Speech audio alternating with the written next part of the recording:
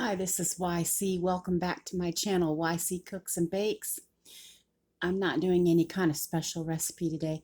I'm just cooking supper. It's been another one of those busy days where I've had kids at the dentist again. A different kid, a different dentist, but you know how it is when you have a few kids. You got to keep up with all that. So it's been busy, and I cut up a chicken just now that I purchased at Aldi yesterday for $4.34, and it was almost 5 pounds. So I paid like 97 cents a pound, and I'll show it to you. I've already got my flour on it and my seasonings, and you see one chicken at $4.34 cuts up a lot of pieces. Well, if you were to go into the store and find this all cut up like this, you would be paying a lot more than $4.34. So sometimes take a look at the whole chickens. Sometimes it's worth it, and then you just cut it up yourself. And I cut up the leg quarters and everything, and then I take the leg off the thigh, so that's two separate pieces of chicken right there. And none of us eat a whole great big huge breast, so when I trim that off, I cut that in half. So you end up with quite a bit of many pieces, and I know how to cut wings, of course. And this has already gone through my spices and flour, and one of the number one mistakes I know that people make when they're frying, whether it be frying on top of the stove or frying in the oven, is they don't flour it twice. They put it like this and then in it goes, and they wonder why it doesn't stick, it doesn't stay on. You actually have to let it sit for a little while, and with the moisture on the chicken, and let this first layer adhere to the chicken, and then you dip it through dredge it through the flour and your spices again, and then it stays on pretty good. And what I do with mine is I'm keeping the skin on some of them. They'll be face down for like 15-20 minutes at 375, and then I turn them over for 15-20 minutes at 375. I cook my chicken through and through and through. I do not mess around. I don't do it for just a few minutes and then that's it. And I've the last all summer really I have fried on top of the stove, so I'm giving myself a break now that it's December, and these are going in the oven.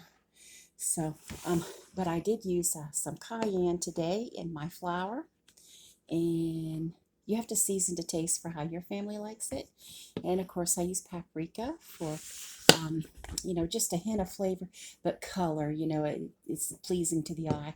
And poultry seasoning, and black pepper, and of course onion powder, and then salt, just regular salt. Or you can use kosher salt if you want, or sea salt. But you definitely have to have salt for your chicken, even if you're cutting back on salt. If you're oven frying or frying chicken on top of the stove, you're going to need a little bit of salt for it to taste like anything. But then you don't have to go and salt it again at the dinner table if that's what you're trying to do. So this is my flour mixture that I put all that in, and I am just going to go ahead and dredge these pieces through the flour again, and that's it. And then I'm going to be putting them in the oven, and I'll bring you back for the next part of my meal. Hi, it's YC again. I'm just letting you know that I am using a pan where you put foil in, and I'm just using vegetable oil to do this in, and I just keep going back and forth with it, making sure that the oil is coated all through across the foil, because then you have easy cleanup. And I am going to start off with putting skin side down, and then and then I can flip it afterwards. After like the first 20 minutes, you flip it and cook it for the rest of the time. So that's what I'm going to do.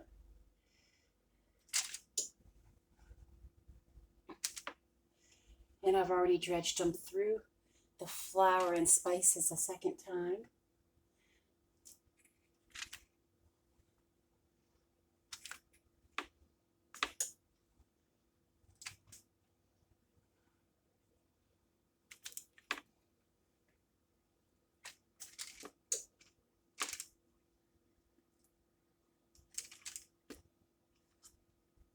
I mean, you can see that it makes a whole pan of chicken for your family. So that's what it does. So that's a good thing. And my oven is already preheated. So let's see if I can hang on to you when I'll let you see it going in the oven. Ooh, that is a hot oven, let me tell you. Ooh. And there's the chicken in the oven. Okay, I'm moving you around too much. Okay. So I'll bring you back.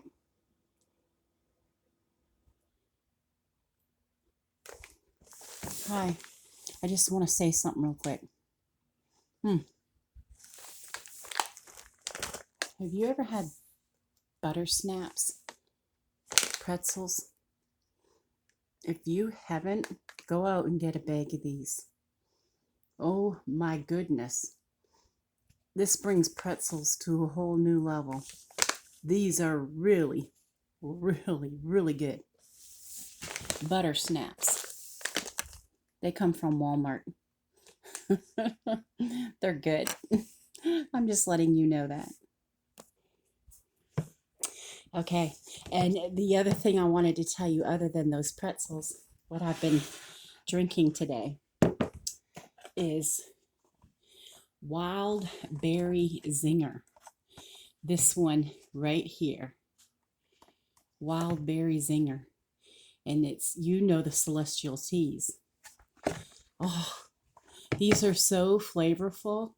If you've not had these type of herbal teas, try them. They've been around a long time. You know, I'm not telling you anything new. But this Wild Berry Zinger, oh, you're missing out if you don't get some tea. I love them, love them, love them. Okay. Last year, I think we were really hung up on the apple. It was like apple tea, I believe. Anyway. And it was good. I peeled a bunch of potatoes. And now I'm just cutting them so that I can boil them and mash them.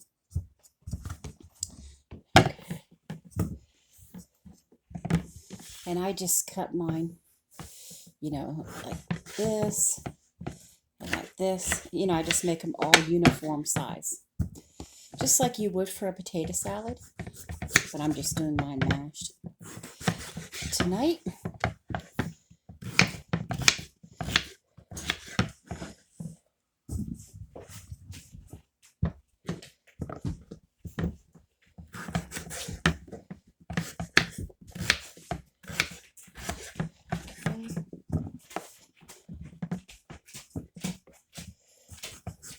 you can hear Bella walking through the kitchen.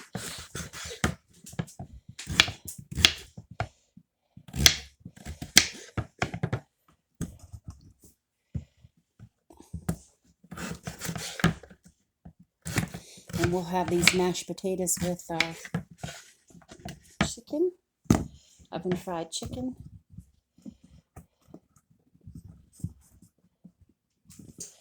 And I'm not sure yet. I think I'm just going to do, I don't know. I don't think I'm doing kale. I think I'm doing mixed veggies, but I'm not for sure yet. Anyway,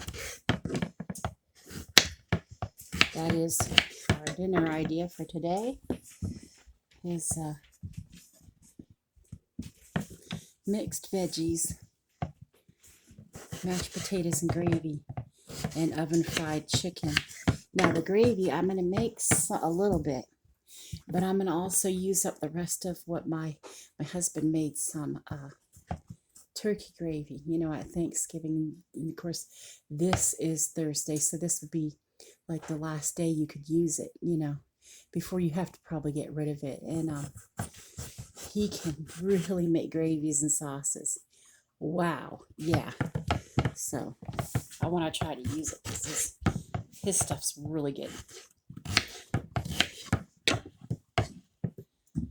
If he had the time, I'm sure he would show you that he has to work third shift, so it's life. That's how life is.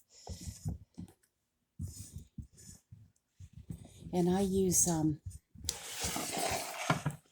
I put bottled water for my potatoes. So I'm gonna get these rolling, and I'll bring you back. Okay, it's been quite a few minutes in the oven, the chicken, so I'm going to go ahead and turn it over now. And you see how easy it is to turn over, and it doesn't stick or anything with the vegetable oil. Okay.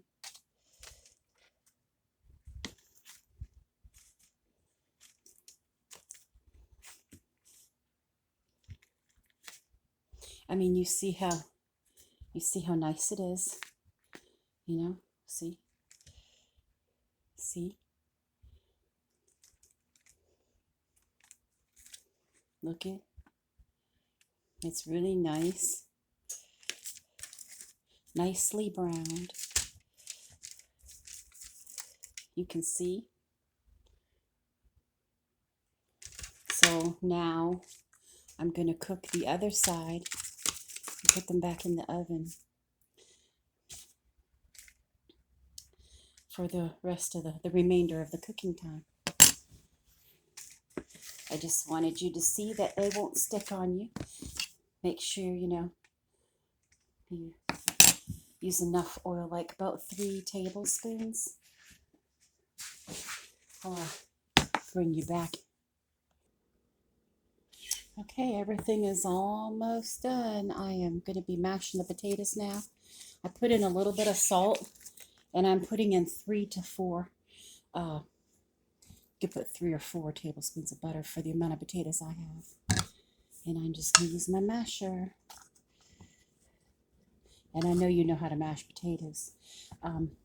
I was just merely coming on here to show you that I still use my almond milk for mashing potatoes.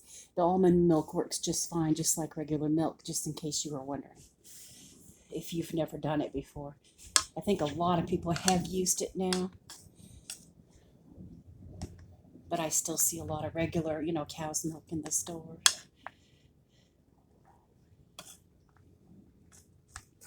And here's something that people don't know either, that this actually has more calcium. It's fortified.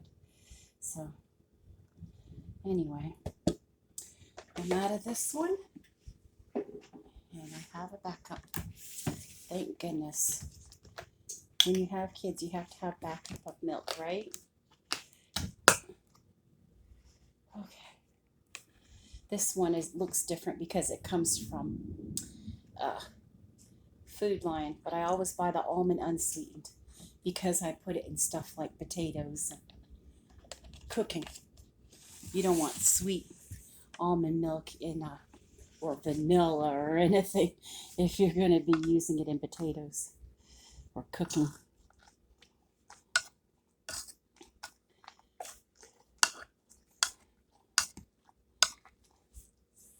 This is where you get your day's frustrations out. You just mash away. Think about your worst moment and go mash and mash it away.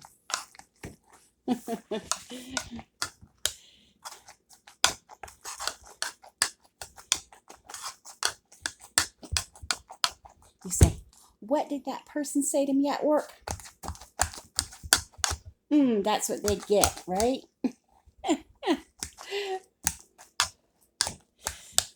Just being silly.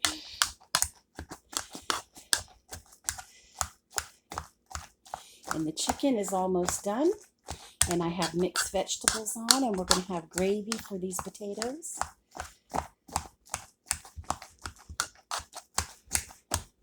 Now, don't forget your chicken. You want to make sure, if you're not sure that you've had it in long enough, and usually up to like an hour is enough for chicken, but if you're not sure, use a thermometer, make sure it's 165 or higher. And mine usually is around 180, more towards 190, because especially with the bone, I like my chicken really cooked. So you always want to make sure that it's done, And then this actually looks good. Show it to you. See? It's nice. So I will go ahead and get everything together so that I can show you. Okay, everyone, everything is made. It's supper time. So I will show you my plate if I can. You will see I have the oven fried chicken, mixed vegetables, and mashed potatoes and gravy. So that is my supper for tonight. And I enjoyed having you along. Have a great night. Bye-bye.